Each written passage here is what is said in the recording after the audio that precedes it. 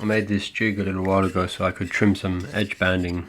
You can see I cut a groove along here where the banding would stand into, and then this 90-degree section there would run along the material, and the razor blade would take the excess off. It worked pretty well.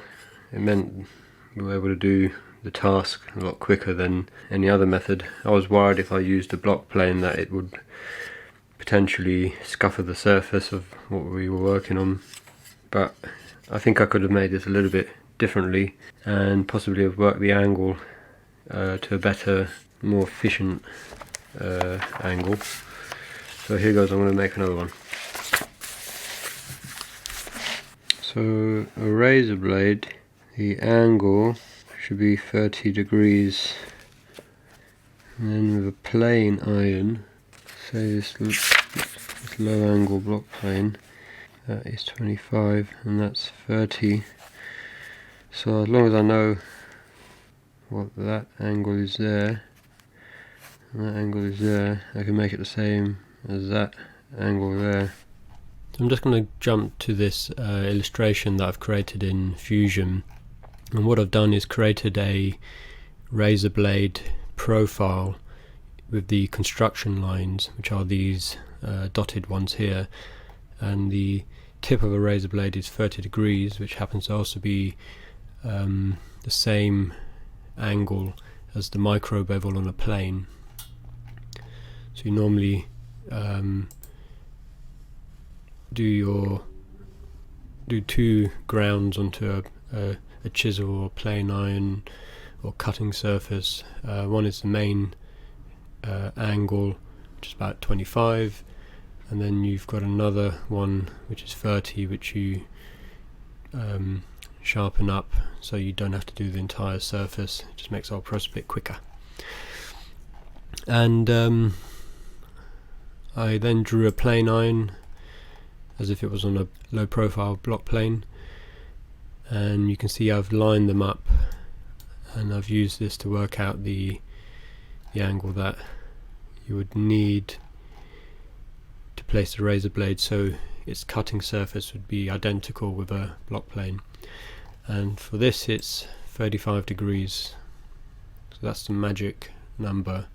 If you remember that, you'll be able to use a razor blade as a cutting implement for planing.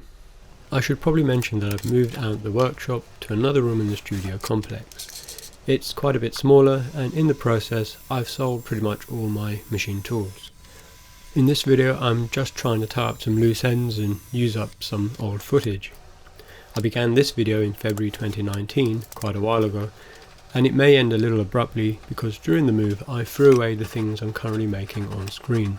But there's still some value in the methodology, and the essential lesson from this video is simply 35 degrees. That's the one thing I hope you all walk away with, that little bit of knowledge. You can now make a wood plane with a razor blade, and all you needed was 35 degrees. The design I'm making is a little different from the one I showed at the beginning because I've got two rebates on either side of the body.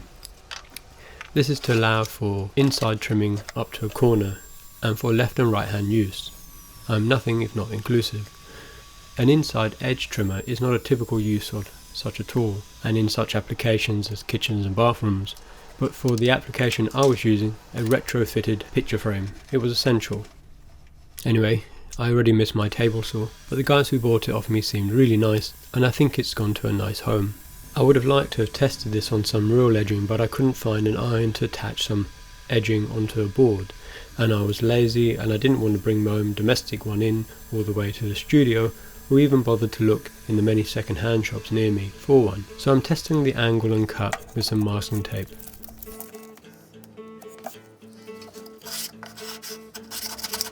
I know it's not the same, but when you hear that noise, you know it would have worked.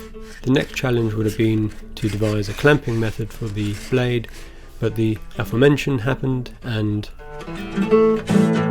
so this is the end of the video. If you fancy finishing off the idea, please feel free to let me know how you would reach around and tug it across the finish line. Thanks again for watching, and you'll catch me in the unfathomable future.